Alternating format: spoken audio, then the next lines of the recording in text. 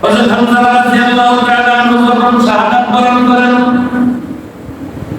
বিবি এসে বলছেন, হুজুর ইয়া রাসূলুল্লাহ, আমার স্বামী যুবতী হালাতে ছিল, গোসল করেছিল, জিহাদের ডাক দিলেন, তিনি দেরি করতে পারেন নাই, আপনার ডাকে সাড়া দিয়ে চলে এসেছেন। আল্লাহ রাসূল সান্ত্বনা দিচ্ছেন, তিনি মুজাহিদ, আল্লাহর দ্বীনের জন্য যিনি ডুবে যায় তার জিম্মাদারি আমি মুহাম্মদের হাতেও থাকে না। রাসূলুল্লাহ তার লাশকে তালাশ করলেন, কোথাও পেলেন না। জিবরাইল আমিন এসে বলছেন, ইয়া রাসূলুল্লাহ, এই লাশ নিয়ে আপনার টেনশনের দরকার নাই। মুজাহিদ ইনতালাব মুজাহিদ যখন ঘর থেকে বের হয়, আল্লাহর দরবারে একটা হাজারে দেয়, রোজাদারে দেয়, ওই রোজাদারে আল্লাহ তাবারাক ওয়া তাআলা কবুল করে দেয়। শহীদ হলো হক কায়েমের জন্য, দ্বীনকে রাষ্ট্রে বাস্তবায়নের জন্য, দ্বীনের নুসরতের জন্য, আল্লাহর প্রতিদের সাথে মোকাবেলা করে নিজের প্রাণকে বিলিয়ে দেন। তো যারা সেখানে ইন্তেজাম করেন তাদেরকে বলা হয় শহীদ, তাদেরকে কি বলে? শহীদ। আর যারা বেঁচে থাকেন তাদেরকে বলা হয় গাজী। কি বলা হয়? গাজী। দুইজনে কিন্তু আল্লাহ তাবারাক ওয়া তাআলার কাছে মর্যাদা। তো শহীদের প্রকারটা, শহীদ দুই রকম, একটা হলো হাকিকি শহীদ আর একটা হলো রূপী শহীদ। এটা বাস্তবতার দিকে যারা ময়দানে গিয়ে শাহাদাত বরণ, এদেরকে এটা হলো হাকিকি শহীদ। আর রূপী শহীদ হলো তাদের ব্যাপারে আল্লাহ হাবিব বলেছেন, মান সাআল্লাহ শাহাদাতান বিসিদ্দিন বাল্লাহু আল্লাহু মানাজিল আশ-শুহাদা ওয়া ইন মাতা আলা ফিরাশি। কোন লোক যদি শাহাদাতের তামান্না পোষণ করে, এরপরে সে যদি বাসায় মারা যায়, বিছানায় মারা যায়, আল্লাহ তাবারাক ওয়া তাআলা ওই শহীদ তামান্নাকে শহীদ মর্যাদায় উন্নয়ন করে দেন। যেমন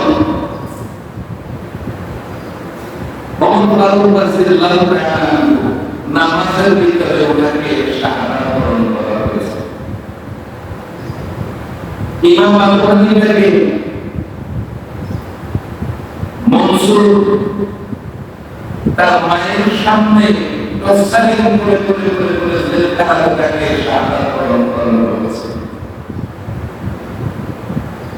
এইভাবে হযরত খাব্বাবকে নির্যাতন করা হয়েছে, হুমায়ুনকে নির্যাতন করা হয়েছে, হুসাইন শাহাদাত বরণ করেছেন, হযরত হাসান রাদিয়াল্লাহু তাআলা শাহাদাত বরণ করেছেন।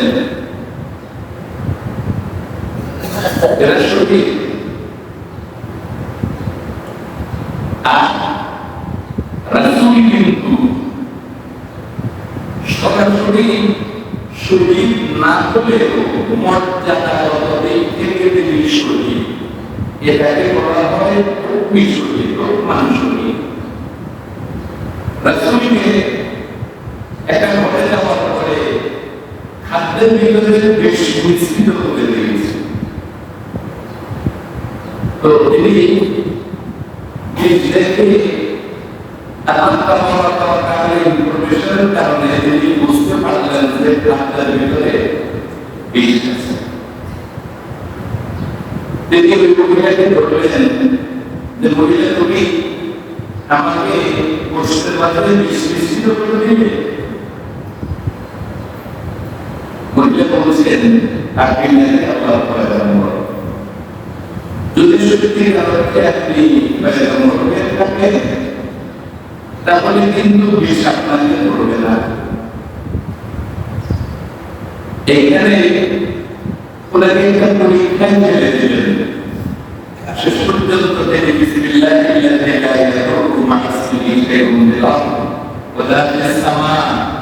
তিনি আল্লাহর নাম নিয়ে সেগুলো বহন করেছেন। মৃত্যুর পূর্বে তার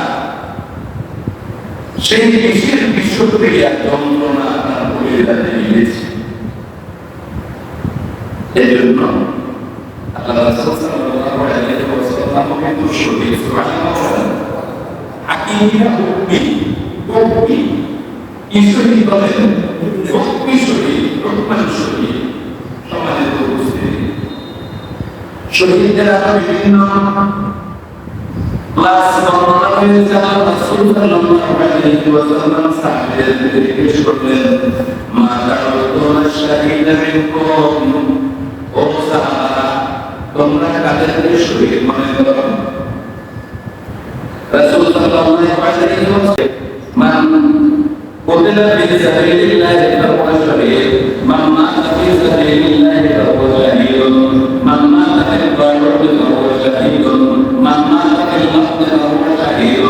এইভাবে অনেকগুলো শহীদের কথা বলেছেন।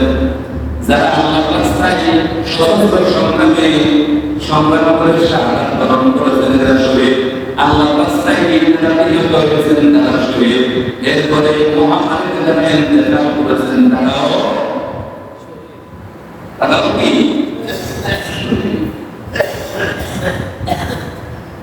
এরপরে ফেটের ভিডিও কেউ মারা যায় তারাও শহীদ। আল্লাহ রাসূল তার শহীদদেরকে বৃদ্ধি করার জন্য অনেকগুলো পন্থা তিনি আল্লাহর কাছ থেকে চেয়ে নিয়েছেন। আমাদের দেশে কিছু ছাত্র সমাজের ব্যাপারে যারা গত মাসে আন্দোলনে যারা শাহাদাত বরণ করেছে, কিছু দূর থেকে খবর দিয়েছে যে এগুলো ফিতনা, এগুলো এই সেই। আরে আপনি ঘর থেকে বের করতে পারছেন না, আপনি মানুষকে কথা বলতে পারছেন না, কথা বলতে পারছেন না, অধিকার পাচ্ছেন না। সমস্ত মানুষের জন্য হক ছিনিয়ে আনার জন্য, সত্যকে ছিনিয়ে আনার জন্য, জনগণের অধিকারকে রাষ্ট্রে প্রতিষ্ঠা করার জন্য তারা আন্দোলন করেছে। তাদের আন্দোলনের কারণে আজকে লক্ষ লক্ষ আলেম কোরআনের কথাগুলো সুন্দরভাবে বলতে পারতেছে কি পারছে না? তাহলে এটা কি তাদের সহযোগিতা ছিল না? তাদের ত্যাগের কারণে তো আজকে বাংলাদেশের মানুষ গতকালকে 5 তারিখে তারা আন্দোলনের কি উদযাপন করেছে। কেমন? এক মাস পূর্তি উপলক্ষে, এবং জনগণ তাদের এই আন্দোলনের সর্বস্তরের মানুষ সারা দিয়েছে কি দেয় না?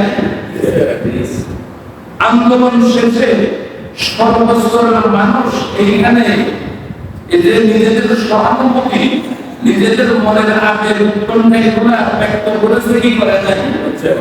সর্বস্তরের মানুষ যেখানে নিরাপত্তা পেয়েছে সেখানে আপনি তাদেরকে শহীদ করবেন না, তাদেরকে করবেন।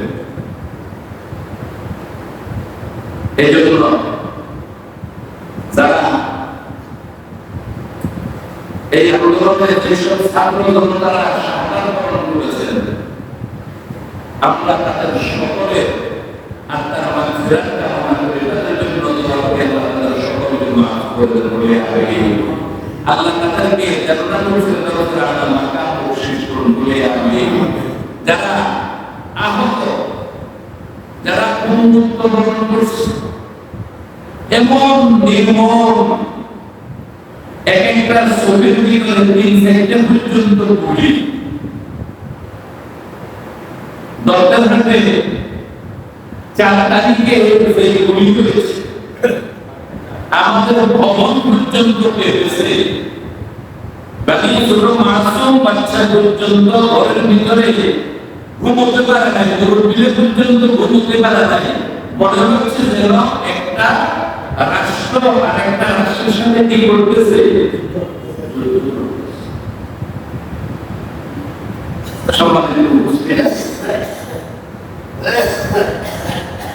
এখানে কঠিন দেয়া হয়ে গেছে। আল্লাহ তাবারাক ওয়া তাআলা আল্লাহর দ্বীনের জন্য যারা শাহাদাত বরণ করেছেন তাদের ব্যাপারে আল্লাহ তাবারাক ওয়া তাআলা অনেকগুলো পুরস্কার দিয়েছেন। লা তাহসাবান্নাল্লাযীনা কুতিলু ফি সাবিলিল্লাহি আমওয়াত। আল্লাহ তাআলা ইন্তেকাম করেন, শাহাদাত বরণ করেন, তোমরা তাদেরকে এমন ধারণা করো না তারা ইন্তেকাম করেছে, মৃত্যুবরণ করেছে, তারা মৃত। আল্লাহু আকবার। দেখেন আমাদের ধারণাটা, আমাদের দৃষ্টিভঙ্গি বদলানোর জন্য আল্লাহ নির্দেশ দিয়েছেন। সুবহানাল্লাহ। কে বদলানো? দৃষ্টিভঙ্গি, ধারণা। আল্লাহু আকবার।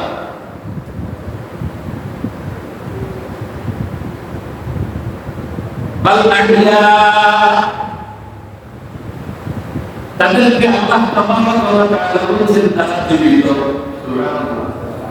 তারা কি জীবিত? আল্লাহু আকবার। আবার আল্লাহ বলেছেন ইনদা রাব্বিহিম ইউরযাকুন,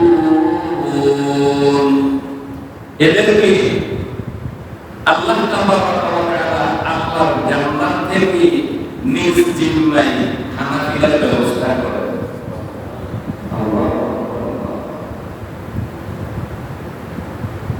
আমরা গত কয়েক বছর দেখেছি আন্দোলনে যারা শাহাদাত বরণ করেছে এদেরকে এত নির্মমভাবে আঘাত করা হয়েছে, পদদলিত করা হয়েছে। একটা শহীদ, এই শহীদের লাশ পর্যন্ত ভ্যান গাড়িতে পেট্রোল ঢেলে কি করা হয়েছে।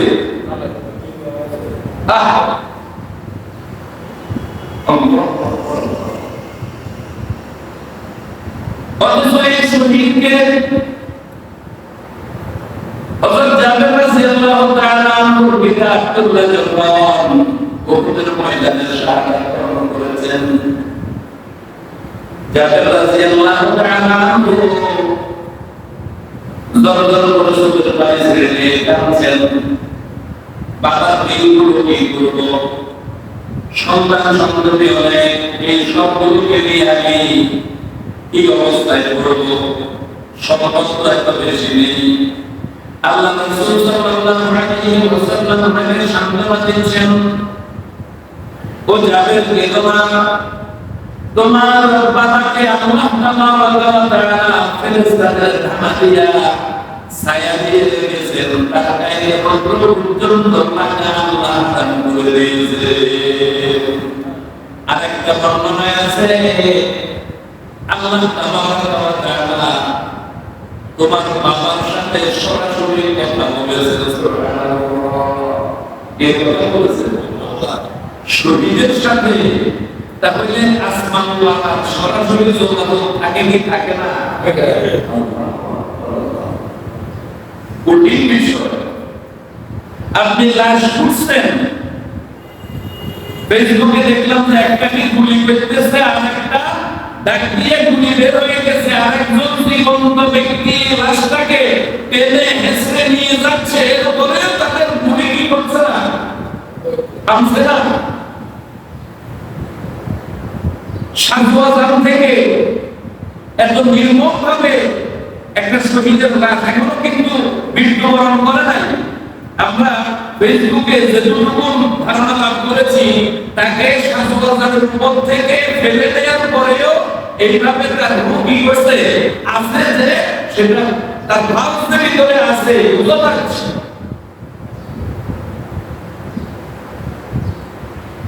এটা একটা সন্তান এতদিন মমতা প্রদর্শন করতেন কিসের জন্য? ক্ষমতা। কিসের জন্য? ক্ষমতার মালিক কে?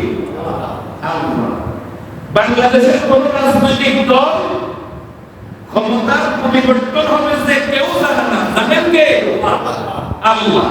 ব্যবস্থা করেছেন কে? আল্লাহ।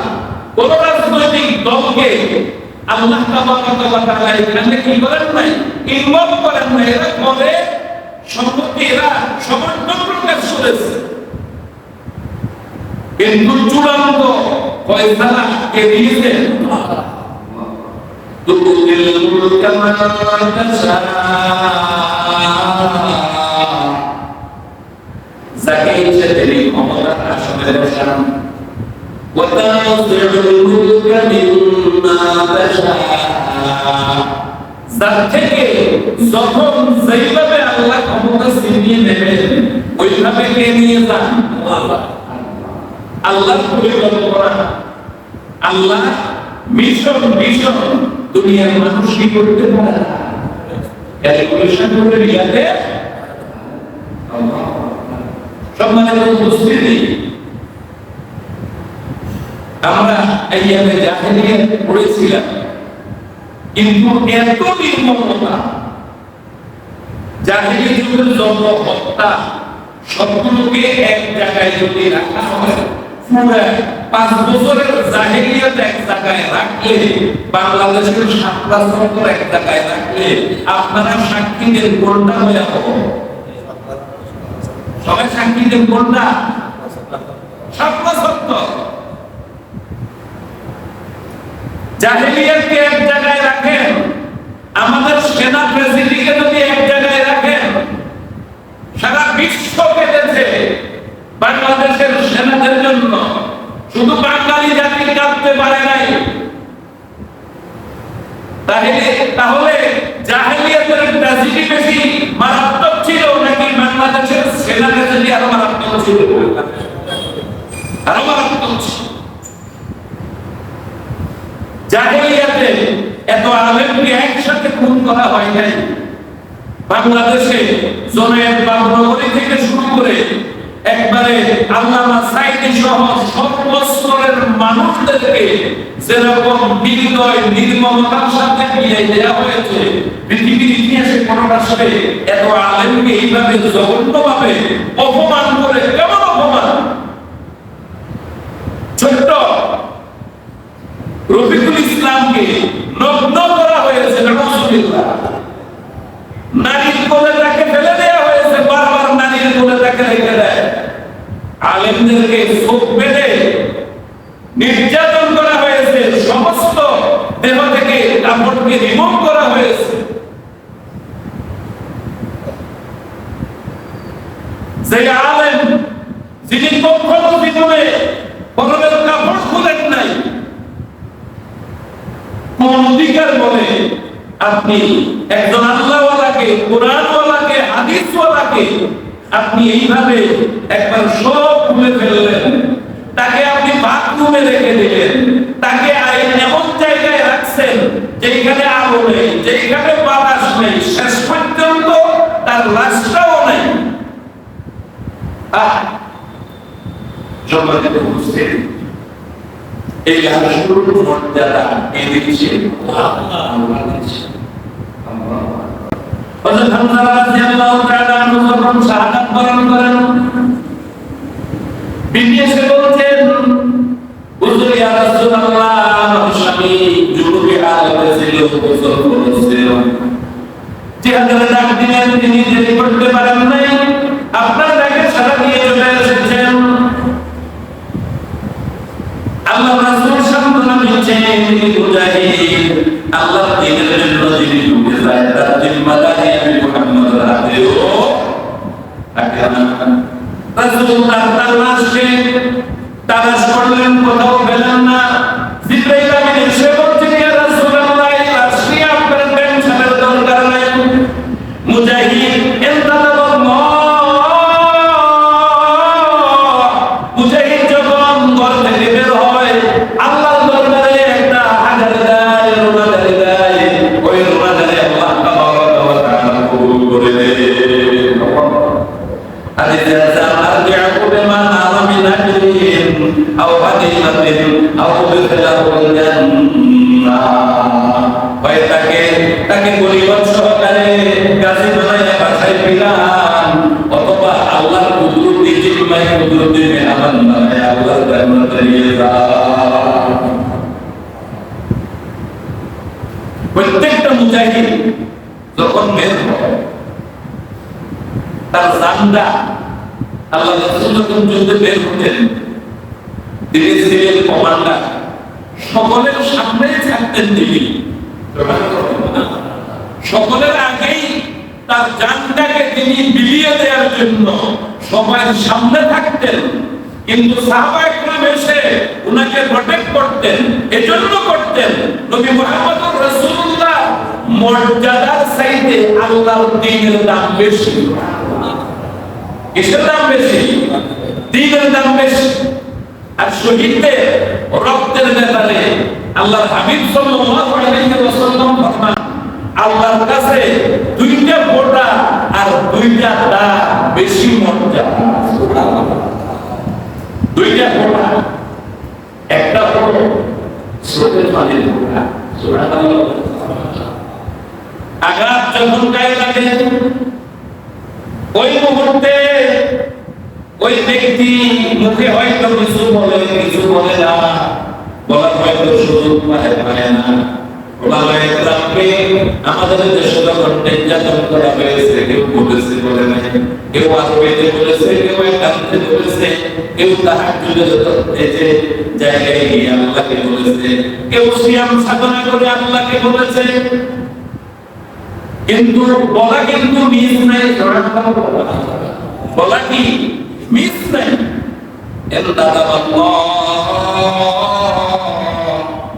মাজলুমের জন্য মুজাহিদরা যখন আল্লাহর দরবারে কোনো কিছু চায়, আল্লাহ বলেন দুনিয়ার সমস্ত মিস হলে আমি আল্লাহ মুজাহিদের সাওয়া কখনো মিস করি না।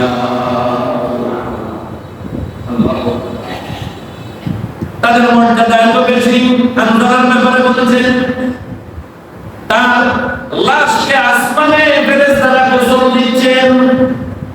জিবরাইল আমিন এসে জানিয়ে দিচ্ছেন, ইয়া রাসূলুল্লাহ, হামজালা আল্লাহর দ্বীনের জন্য বের হয়েছে, তার গোসলের ব্যবস্থা আল্লাহ নিজ জিম্মায় নিয়ে আসমানে ফেরেশতাদেরকে দিয়ে তাকে মর্যাদা দিয়ে গোসল দিয়েছে। আর দুইটা ফোঁটার ভিতরে আরেকটা ফোঁটা হলো রক্তের ফোঁটা। কিসের ফোঁটা?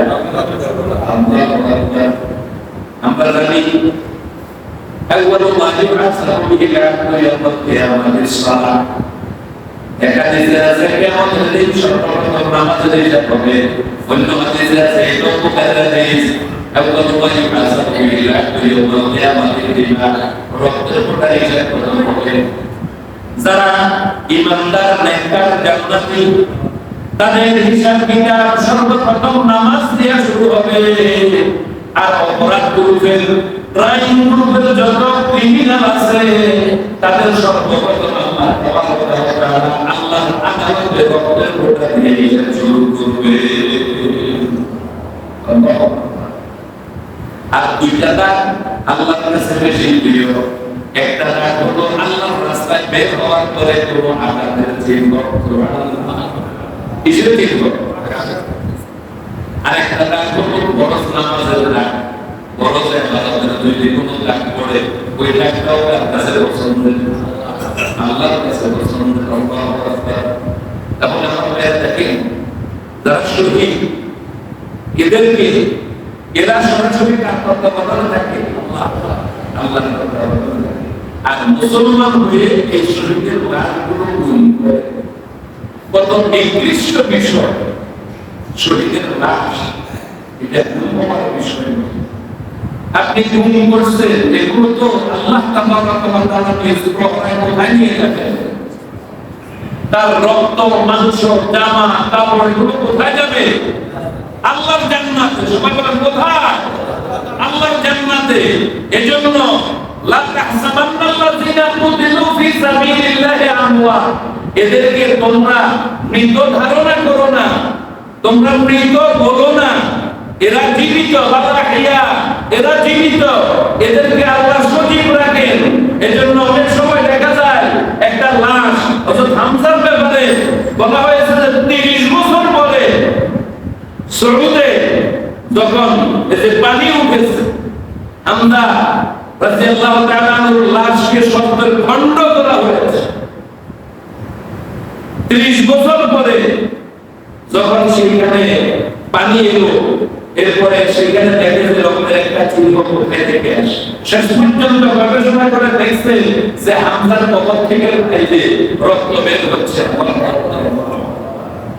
অনেক হাফেজ কোরআন আলেম আমরা অনেক জায়গায় দেখেছি, বাস্তব দৃষ্টান্ত আছে যে তাদেরকে রাখা হয়েছে জমিনে, জমিন তাদেরকে খায় না।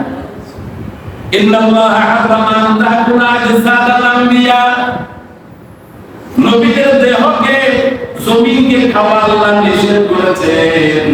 আল্লাহু আকবার, আল্লাহু আকবার। আমার ভাইরা, এজন্য যারা আল্লাহর জান্নাতে যাবে, উহুদ যুদ্ধের শহীদদের মর্যাদা নিয়ে আল্লাহর হাবিব ফরমান, এদের 70 জন যারা শাহাদাত বরণ করেছে, এদের একটা দৃষ্টান্ত দিতে গিয়ে বলেন, এদের আত্মাকে আল্লাহ তাআলা সবুজ একটা পাখির মাঝে ঢুকিয়ে দিবেন, আর এই পাখিগুলো আল্লাহ তাআলা পুরো জান্নাতের যত নহর আছে এগুলোর ভিতরে ঘুরছে। এগুলো জান্নাতের ভিতরে যত বাগান আছে সমস্ত বাগানে গিয়ে এগুলো খানা পিনা খাচ্ছে, ফল পাকড়া খাচ্ছে। আর আরশের নিচে স্বর্ণের সেইখানে জারবাতি আছে, সেইখানে যখন তারা খেলাধুলা করে, মাঝে মাঝে আসমানের দিকে যখন তারা তাকায়, আল্লাহ তাআলা বারবার জিজ্ঞেস করেন, ও শহীদ, তুমি আমি আল্লাহর কাছে কি চাও? হাদিসে আছে যারা 10 বার পর্যন্ত শাহাদাতের তামান্না চায়, আল্লাহ একবার দুইবার নয়, শহীদরা আরো 10 বার শাহাদাত কামনা করে কার কাছে? আল্লাহর কাছে। একটা হাদিসে যারা শহীদদেরকে তামাম পৃথিবীর সমস্ত শহর এবং গ্রামের মালিক বানিয়ে দিলেও তারা এটার একটু মূল্য দেন না। তারা বলেন, আমরা আল্লাহ তাআলার কাছে যদি শাহাদাত বরণ করি, এটার মর্যাদা তামাম পৃথিবীর সমস্ত সম্পদের মালিকের চেয়ে অনেক বেশি। কারণ দুনিয়া, তামাম দুনিয়ার যত সম্পদ আছে, সমুদ্র সম্পদ বিক্রি করেও জান্নাতের একটা ছড়ি পরিমাণ জায়গা কেনা অসম্ভব। অথচ আল্লাহ তাআলা দুনিয়ার একটা আপনা ইমানদারকে এই পৃথিবীর মতো 10 পৃথিবীর সমান করে একটা জান্নাত দান করবেন। সেইখানে এই বাগানগুলো শহীদদের মর্যাদার ব্যাপারে আল্লাহর হাবিব সাল্লাল্লাহু আলাইহি ওয়াসাল্লাম তাদের 6টা পুরস্কারের কথা বলেছেন। একটা পুরস্কার হলো শহীদের রক্ত জমিনে পড়ার আগে আল্লাহ তাআলার দরবারে পৌঁছে যায়, আর জমিনে পড়ার আগে তাকে আল্লাহ তাআলা তার সমস্ত গুনাহ খাতা মাফ করে দেন এবং তাকে জান্নাতের তার স্থানটা দেখানো। 2 নম্বর পুরস্কার, শহীদদের জন্য কোন কবর আযাবকে আল্লাহ কিয়ামত তো খারাপ করে দেন। কার কবর আযাব হয় না? শহীদদের। আল্লাহু আকবার। দেখেন কত কঠিন কথা। 3 নম্বর হচ্ছে ভয়াবহ বিভীষিকার কারণে সমস্ত আত্মাগুলো ভীতিবিহ্বল হবে, কিন্তু শহীদের আত্মা কখনো ভীতিকর হবে না। তাদেরকে আল্লাহ জাগতিক সমস্ত ভয় ভীতি থেকে হেফাজত করবে। এরপরে 4র্থ পুরস্কার হলো তাদের মাথায় ইয়াকুতের নির্মিত একটা মুকুট পরাবেন। সেই মুকুটের দাম এই পৃথিবীর যত সম্পদ আছে সমস্ত সম্পদের চাইতে বেশি আল্লাহু আকবার। দুনিয়ার যত সম্পদ আছে, হীরার খনি, স্বর্ণের খনি, যত মণি মুক্তা জহরত যা কিছু আছে সমুদ্রে, সব কিছুকে এক জায়গায় রাখলেও শহীদের একটা মুকুটের দাম দেয়া যাবে না। অন্য আরেকটা বর্ণনায় দিলাম, শহীদদের আত্মা যে সাধারণ ইমানদারের চাইতেও বেশি জ্বলজ্বল করবে, তারকার চাইতে উজ্জ্বল থাকবে। সাধারণ ইমানদাররা দেখলেই দেখবে যে ইনি হচ্ছে আল্লাহর রাগের শহীদ। সুবহানাল্লাহ। সে যখন বের হবে তার শরীর থেকে রক্তগুলো ফিলকি দিয়ে বের হবে, আর সেইখান থেকে মিসকাম্বরের খুশবু বের হবে। তামাম হাসরবাসী তার কত বিগত অবস্থা দেখে বুঝবে এ আল্লাহর রাহে আন্দোলনে শহীদ হয়েছে। আর তার গানটাও এরকম চমৎকার, সারা দেশের মানুষ ওই গানটা দেখে বুঝবে আল্লাহু আকবার। হাসরবাসী প্রতিবেশী মুগ্ধকর হয়ে যাবে, তার গ্রামে রক্ত থেকে মিসকাম্বরের গান বের হবে, আর তার আত্মাটা সেখানে আত্মা এত বেশি এনলাইটেড থাকবে, এত বেশি আলোকিত থাকবে। তামাম হাসরবাসী এই চিহ্নগুলো দেখেই বুঝতেছে সে আল্লাহর রাস্তায় শহীদ হয়েছে। সুবহানাল্লাহ। পঞ্চম পুরস্কার তার জন্য সুন্দর চক্ষু বিশিষ্ট 72টা হুরের ব্যবস্থা আছে।